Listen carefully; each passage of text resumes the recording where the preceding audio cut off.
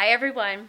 I'm sitting here all cozy in my quilt and pondering this beautiful thing that is both keeping me warm yet also entertained as I think about the hands that made it, the patterns that are in it.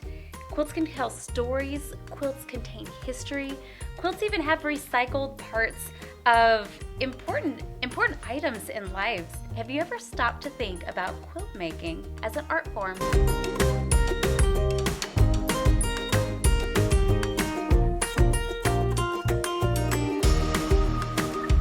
Welcome to our creative neighborhood. I'm your host, Amy Scoggins, and today we have the opportunity to be in the studio of an amazing quilt maker. Behind me you can see one of her finished pieces, and if you look carefully you can see many hidden images and pictures. Do you see cupcakes or puppies, flowers or books? If you listen carefully in the background you can even hear the hum of her machine. Let's go meet her. Hi, my name is Tracy Loukota, and I'm a quilter. Right before my youngest was born, she's 11 years old now, right before she was born, I wanted to make a quilt for her. One quilt was all it took, and I just fell in love with the craft. Oh gosh, what I love about quilt making. I love the ability to make people feel special and loved. I mean, a quilt takes a long time to make. A quilt can simply be two pieces of fabric with something in the middle sewn together, but it can be so much more, and that's kind of the fun of it. You know, I never thought that I was artistic until I started sewing. I love all of it. I love the feel of the fabric. I like the fabric when it's fresh off the bolt. I like it when it's starched really stiff. I can express myself. I can take things that I see about somebody else and I can put that in fabric, and it's just really meaningful. When I'm starting a new quilt, I will generally pick a color scheme that I want to work with, and I'll limit myself to, you know, these certain colors so that there can be a cohesiveness to it. Sometimes when I design a quilt though, I might be thinking about who it's for or the purpose of the quilt. If I'm making a quilt to comfort somebody, usually that's needed pretty quickly, so it needs to be a simple design.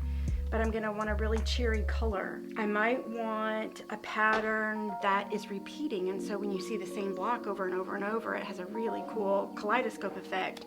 Or I might want just a hodgepodge where your eyes just keep moving all over the quilt because the whole thing tells a story.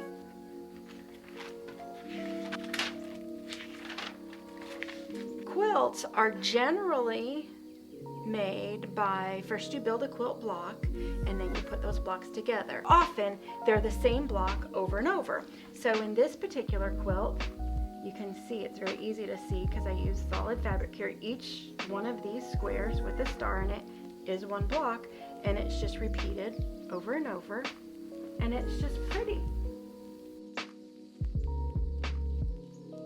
So I'm working on a block right now that's another star block. And this particular block, but as I was making it, I thought, oh gosh, this is not a very hard block to make. It's kind of easy to sew, and I think it's going to make a really cool design when this block repeats in the same fabric over and over. It's kind of going to have like a kaleidoscope effect. So all of these are components that I made already. I haven't cut out my fabric for the center yet. I'm not entirely positive what I want to put there, so it's just blank for now. But these started with little pieces. See this? You can see this was a rectangle and two squares sewn to a bigger rectangle. And this was a rectangle and two squares sewn to a bigger square. And again over here we've got a bigger rectangle with two squares. Can you believe that these two fabrics actually started out the same size?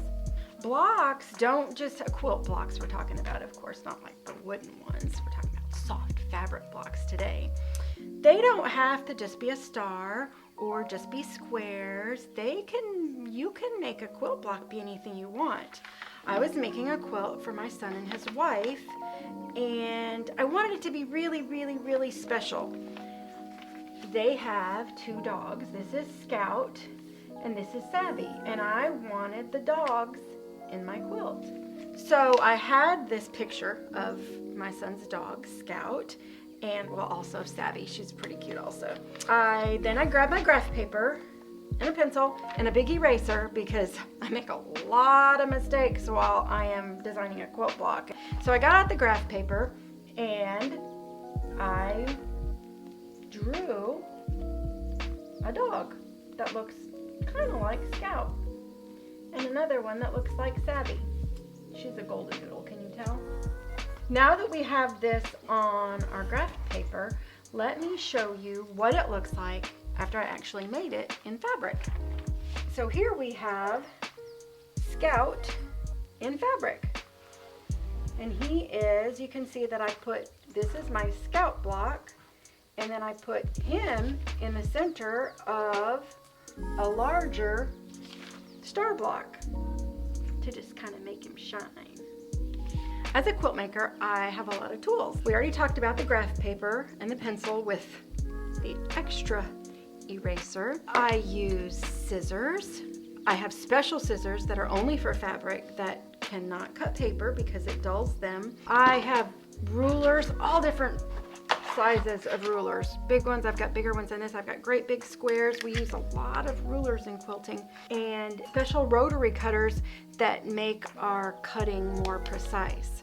And then of course, one of my most important tools is my sewing machine. I have a really cool tool that not many quilters get to have, and it's a long arm quilting machine. Her name is Lucy, and that's what I use to put really pretty stitches on my quilts. And I can just move the whole thing around and it stitches out straight stitches. I love quilting. I love everything about quilting. I love the history that is made and captured and shared, and I love that it has given me an opportunity to help change lives. I will occasionally quilt for other people or make a quilt that somebody has specially ordered, and I use that money to buy sewing machines for women in India so that they can learn to sew, so that they can take care of their family and feed their children in a safe way. Thank you so much for joining me today. It was really an honor to get to share something that I love so much with you, and I hope that you have a lot of fun creating quilt blocks of your own. Thank you for joining us today. I'm so glad you came along as we got to meet Tracy and learn all about quilt making and a whole new art form. So I'm gonna try my hands at old Lucy here and learn a new art form myself. See you next time.